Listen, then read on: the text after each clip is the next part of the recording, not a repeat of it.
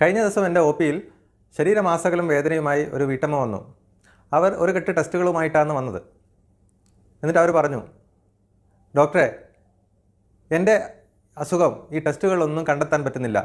എനിക്കാണെങ്കിൽ കുറേ വർഷങ്ങളായി ശരീരമാസകലം വേദനയാണ്. ഏത് തരം മരുന്ന് കുടിച്ചിട്ടും എൻ്റെ വേദനയ്ക്കൊരു മാറ്റവുമില്ല. ഞാൻ എന്താണ് ചെയ്യുക? ഇതെൻ്റെ കുടുംബജീവിതത്തെ പോലും ബാധിക്കുന്നു. നിങ്ങൾ ഇത്തരത്തിലുള്ള ആളുകളെക്കുറിച്ച് കേട്ടിട്ടുണ്ടോ? അതെ, ശരീരമാസകലം വേദനയുണ്ടാക്കുന്ന ഒരു അസുഖത്തെക്കുറിച്ചാണ് ഇന്നത്തെ എൻ്റെ ചർച്ച. ഞാൻ doctor Nishad P K, consultant pain physician, cortex spine and pain care, Eranhipalam. Fibromyalgia എന്താണ് ഈ അസുഖം? എന്തൊക്കെയാണ് ഇതിൻ്റെ പ്രത്യേകതകൾ? അതിൻ്റെ ചികിത്സാ രീതികൾ എന്തൊക്കെയാണ് എന്നതിനെക്കുറിച്ചാണ് ഇന്ന് നമ്മൾ ചർച്ച ചെയ്യുന്നത്. എന്താണ് യഥാർത്ഥത്തിൽ ഫൈബ്രോമയാൾജിയ? ഇതിൻ്റെ ഏറ്റവും വലിയ പ്രത്യേകത ശരീരം മൊത്തത്തിലുള്ള വേദനയാണ്. അതായത് 2 കൈകളിലും 2 കാലുകളിലും ശരീരം മൊത്തത്തിലുള്ള ഭാഗത്ത് വേദന അനുഭവപ്പെടും. ഇതിന് സാധാരണയായി നമുക്ക് ശരീരത്തിൻ്റെ ഏതെങ്കിലും ഒരു ഭാഗത്ത് ചെറിയൊരു വേദനയായിട്ട് തുടങ്ങിയതായിരിക്കും. ഒന്നുകിൽ ഒരു വലത്തെ കൈയോ അല്ലെങ്കിൽ കഴുത്തിൻ്റെ ഭാഗത്ത് അല്ലെങ്കിൽ നടുവിൻ്റെ ഭാഗത്ത് ഒരു വേദനയായിട്ട് തുടങ്ങി പിന്നീട് അത് മെല്ലെ മെല്ലെ ശരീരമാസകലം വ്യാപിച്ച് ശരീരം മൊത്തത്തിൽ വേദനയായി മാറുന്നു. വർഷങ്ങൾ കൊണ്ട് ഉണ്ടാവുന്നതാണ്. കഴിഞ്ഞ 4-5 വർഷമായി വേദന അനുഭവിക്കുന്നു. ആദ്യം നമുക്ക് തുടങ്ങിയത് കഴുത്ത് വേദനയായിരിക്കും. അത് കഴിഞ്ഞ് കുറച്ച് കാലങ്ങൾ കഴിഞ്ഞപ്പോൾ അതേ വശത്ത് കാലിന് വേദന തുടങ്ങി. കുറച്ച് കാലം കഴിഞ്ഞപ്പോൾ ഓപ്പോസിറ്റ് മറുവശത്തുള്ള കൈക്കും കാലിനും വേദന തുടങ്ങി. ഇത്തരത്തിലാണ് ഈ ഒരു അസുഖം ഉണ്ടാവുന്നത്. അപ്പോൾ ഒരു ഫൈബ്രോമയാൾജിയ എന്നൊരു സ്റ്റേജിൽ എത്തിക്കഴിഞ്ഞു കഴിഞ്ഞാൽ ഈ രോഗിക്ക് ശരീരമാസകലം വേദനയുണ്ടാവും.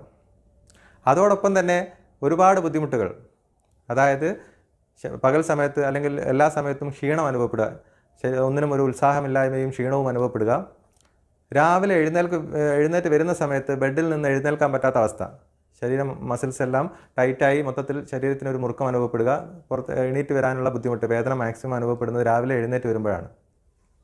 അത് കഴിഞ്ഞ് ഒരു 1-2 മണിക്കൂർ കഴിഞ്ഞ് ജോലിയൊക്കെ തുടങ്ങി കഴിയുമ്പോൾ കുറച്ചൊരു ആശ്വാസമുണ്ടാവും.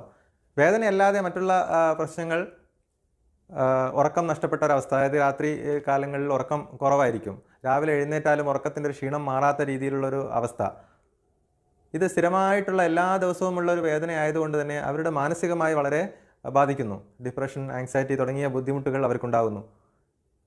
വീട്ടിലൊരാൾ ദിവസവും വേദന പറഞ്ഞുകൊണ്ടിരിക്കുമ്പോൾ അത് കുടുംബത്തിലെ മറ്റുള്ള ആളുകളെയും ബാധിക്കുന്നു.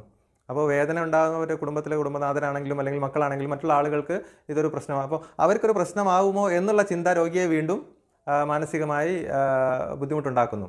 ഇതാണ് ഒരു ഫൈബ്രോമയാൾജിയ എന്നറിയപ്പെടുന്ന ഈ അസുഖമുള്ള രോഗിയുടെ ഒരു സാധാരണ ജീവിതം. അപ്പോൾ എന്താണ് യഥാർത്ഥത്തിൽ ഈ അസുഖത്തിൽ എവിടെയാണ് പ്രശ്നം? ഇതൊരു പേശി വേദനയാണോ അല്ലെങ്കിൽ നമ്മുടെ ഞരമ്പിനെ സംബന്ധിക്കുന്ന ഒരു വേദനയാണോ? അതാണ് പലർക്കും, രോഗികൾക്ക് തന്നെ അറിയാത്ത രോഗികൾക്കും ഡോക്ടർമാർക്കും പലപ്പോഴും കൺഫ്യൂഷൻ വരുന്നൊരു ഭാഗം ഇതാണ്. എന്താണ് യഥാർത്ഥത്തിൽ ഈ അസുഖത്തിൽ സംഭവിക്കുന്നത്? സത്യത്തിൽ ഫൈബ്രോമയാൾജിയ എന്ന് പറയുന്നത് ഒരു ന്യൂറോളജിക്കൽ ഡിസോർഡറാണ്. അതായത് അത് നാഡീ സംബന്ധമായ ഒരു അസുഖമാണ്. രോഗിക്ക് വേദന ഉണ്ടാകുന്നത് ശരീരത്തിലുള്ള എല്ലാ പേശികളിലുമാണ്. പക്ഷേ അത് മസിൽസിൻ്റെ, പ്രധാനമായും പേശികളെ ബാധിക്കുന്ന അസുഖമല്ല. മറിച്ച് അത് തലച്ചോറിൽ നിന്ന്, അതായത് സെൻട്രൽ നെർവസ് സിസ്റ്റം എന്നറിയപ്പെടുന്ന നമ്മുടെ തലച്ചോറും സുഷുമ്നാ നാഡിയും അടങ്ങിയ ഭാഗത്ത് നെർവ്സിനുണ്ടാകുന്ന മാറ്റങ്ങൾ കൊണ്ടുണ്ടാകുന്ന ഒരു അസുഖമാണ് ഫൈബ്രോമയാൾജിയ. അത് തുടങ്ങാൻ കാരണം തുടക്കത്തിൽ ഇതുപോലെ വല്ല പരിക്കുകളോ അല്ലെങ്കിൽ ഏതെങ്കിലും ഒരു മസിൽസിൻ്റെയോ അല്ലെങ്കിൽ ഏതെങ്കിലും ഒരു ഡിസ്കിൻ്റെയോ ഭാഗത്തുണ്ടാകുന്ന ചെറിയ അസുഖമായിട്ടായിരിക്കും തുടങ്ങിയിട്ടുണ്ടാകുക. പക്ഷേ തുടർച്ചയായി നമ്മുടെ ശരീരത്തിൻ്റെ ഏതെങ്കിലും ഒരു ഭാഗത്ത് വേദന അനുഭവപ്പെടുകയും ആ വേദന ഈ നെർവ്സ്, നാഡികൾ വഴി സ്പൈനൽ കോഡിലൂടെ തലച്ചോറിലെത്തുന്നു. അപ്പോഴാണ് നമ്മളൊരു വേദന അറിയുന്നത്. അപ്പോൾ അത് സ്ഥിരമായിട്ടൊരു ഭാഗത്തു നിന്ന് വേദനയുടെ സിഗ്നൽസ് നമ്മുടെ തലച്ചോറിലെത്തിക്കഴിഞ്ഞാൽ ആ തലച്ചോറിൻ്റെ ഭാഗത്ത്, വേദന അറിയുന്ന ഭാഗത്തും അതുപോലെ തന്നെ ഈ വേദന കൊണ്ടുപോകുന്ന സുഷുമ്നാ നാഡിയുടെ ഭാഗത്തും ചെറിയ കെമിക്കൽ ചേഞ്ചസ് വരും. അവിടെ ഉണ്ടാകുന്ന ആ മാറ്റത്തിനാണ് സെൻട്രൽ സെൻസിറ്റൈസേഷൻ എന്ന് പറയുന്നത്. അതായത് നമ്മുടെ നെർവ്സ് കൂടുതൽ സെൻസിറ്റീവ് ആവുകയാണ്.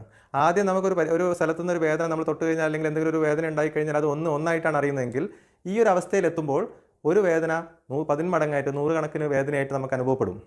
അതായത് വേദനയുടെ കാഠിന്യം കൂടുന്നു. ചെറിയതൊരു സ്റ്റിമുലസ് ഉണ്ടാകുമ്പോൾ തന്നെ വേദന കൂടുന്നു. അത്തരത്തിലൊരു അവസ്ഥയിലേക്ക് വരുന്നതിനാണ് സെൻട്രൽ സെൻസിറ്റൈസേഷൻ എന്ന് പറയുന്നത്. ഇത്തരത്തിൽ ബ്രെയിനിലും സ്പൈനൽ കോഡിലും വരുന്ന മാറ്റങ്ങൾ കൊണ്ടാണ് ഈ ഫൈബ്രോമയാൾജിയ എന്നൊരു അസുഖം ഉണ്ടാകുന്നത്. അതുകൊണ്ട് എന്താ സംഭവിക്കുന്നത്? ശരീരം മൊത്തത്തിൽ ഒരുപോലെ നമുക്ക് വേദന ഉണ്ടാവും. ഏതെങ്കിലും ഒരു മസിലിൻ്റെ ഭാഗത്ത് പിടിച്ച് ഞെക്കിയാൽ നമ്മൾ ടെൻഡർ പോയിൻറ്റ്സ് എന്ന് പറയും. മസിൽസിൻ്റെ ശരീരത്തിൻ്റെ പല പോയിൻറ്റുകൾ, അവിടെ നമ്മൾ ഞെക്കിക്കഴിഞ്ഞാൽ നല്ലപോലെ വേദന ഉണ്ടാവും. രോഗിക്ക് ശക്തമായ വേദന ഉണ്ടാവും. ചിലപ്പോൾ തട്ടുമ്പോൾ തന്നെ, ചെറുങ്ങനെ തൊടുമ്പോൾ തന്നെ വേദന ഉണ്ടാവും. ഇതൊക്കെയാണ് അതുകൊണ്ടുണ്ടാകുന്ന പ്രശ്നങ്ങൾ. ഇതോടൊപ്പം തന്നെ ഈ കെമിക്കൽ ചേഞ്ചസ് ആ വേദനയുടെ പെയിൻ സെൻറ്ററും മറ്റുള്ള ഇമോഷണൽ സെൻറ്ററുമായി കണക്ഷൻ ഉള്ളത് കൊണ്ട് തന്നെ ഇവർക്ക് അതിനെ അനുബന്ധിച്ച് തന്നെ മറ്റുള്ള ഇമോഷണൽ ഡിസ്റ്റർബൻസസ്, ആങ്സൈറ്റി, ഡിപ്രഷൻ തുടങ്ങിയ പ്രശ്നങ്ങൾ ഇതിൻ്റെ കൂട്ടത്തിലുണ്ടാകുന്നു. ഇതേ സംഭവം തന്നെ നമ്മുടെ ബവലുമായി, അതായത് കുടലുമായി കണക്ഷൻ ഉള്ളത് കൊണ്ട് തന്നെ ഇത്തരത്തിലുള്ള മിക്ക രോഗികൾക്കും അതിനോടനുബന്ധമായി തന്നെ ഗ്യാസിൻ്റെ പ്രശ്നം, വയറിൽ എരിച്ചിൽ, തികട്ടി വരുന്ന അവസ്ഥ, അല്ലെങ്കിൽ വയറ്റുനിന്ന് പോകാതെ സ്തംഭനത്തിൻ്റെ പ്രശ്നം, ഇത്തരത്തിലുള്ള സംഭവങ്ങൾ, വയറ് സംബന്ധമായ അസുഖങ്ങളും സാധാരണയായി ഫൈബ്രോമയാൽജിയയിൽ കൂടുതൽ കാണാറുണ്ട്. പലപ്പോഴും ഈ രോഗിക്ക് ഇത് ഓരോന്നും വേറെ വേറെ ആയിട്ട് തലവേദന ഉണ്ടാവും, വയറിന് അസ്വസ്ഥതകൾ ഉണ്ടാവും, ശരീരം മൊത്തത്തിൽ വേദന ഉണ്ടാവും. അപ്പോൾ ഓരോന്നും ഓരോ സ്ഥലത്ത് മാറി മാറി ചികിത്സിക്കുന്ന ഒരു അവസ്ഥയിലാണ് ഉണ്ടാവുക. സത്യത്തിൽ ഇതെല്ലാം ഇൻ്റർ കണക്റ്റഡ് ആയിട്ടാണ്. ഈ ഒരു അസുഖത്തിൽ ശരീരത്തിൽ പല ഭാഗങ്ങളായി പല അസ്വസ്ഥതകളായിട്ടാണ് അനുഭവപ്പെടുന്നത്. അപ്പോൾ എന്താണ് നമുക്കിതിൽ ചെയ്യാൻ പറ്റുക? എന്ത് ടെസ്റ്റ് ചെയ്തിട്ടാണ് ഇത് കണ്ടുപിടിക്കാൻ പറ്റുക? അവിടെയാണ് ഏറ്റവും വലിയൊരു പ്രശ്നം. അതായത് ഈ രോഗികളുടെയും ഈ കുടുംബത്തിലുള്ള മറ്റുള്ള ആളുകളുടെയും സ്ഥിരമായിട്ടുള്ള കംപ്ലയിൻറ്റ് ഒരുപാട് ടെസ്റ്റുകൾ ചെയ്തു. അതായത് ഇത്തരം രോഗികളെ എല്ലാ ബ്ലഡ് ടെസ്റ്റുകളെല്ലാം ചെയ്തു, അതുപോലെ സ്കാനിങ് ചെയ്തു. പക്ഷേ എന്നിട്ടും എല്ലാം നോർമൽ.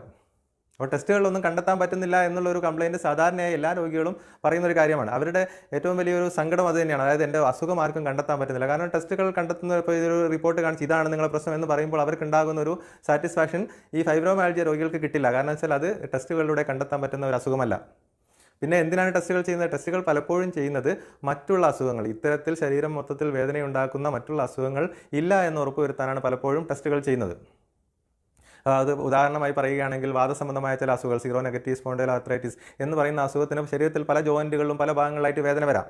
അപ്പോൾ അത്തരത്തിലുള്ള ചില അസുഖങ്ങൾ നമുക്ക് കൃത്യമായി ഈ വാദസംബന്ധമായ ചില അസുഖങ്ങൾ ഇല്ല എന്ന് ഉറപ്പുവരുത്തൽ പ്രധാനമായി ആവശ്യമുള്ള കാര്യമാണ്. അപ്പോൾ അത്തരത്തിലുള്ള ഈ അസുഖങ്ങളൊന്നും ഇല്ല എന്നുള്ള ആവശ്യത്തിന് വേണ്ടി മാത്രമാണ് ഈ ഫൈബ്രോമയാൽജിയ പോലെയുള്ള സിംറ്റംസ് ഉള്ള ആളുകളിൽ ടെസ്റ്റുകൾ ചെയ്യുന്നത്.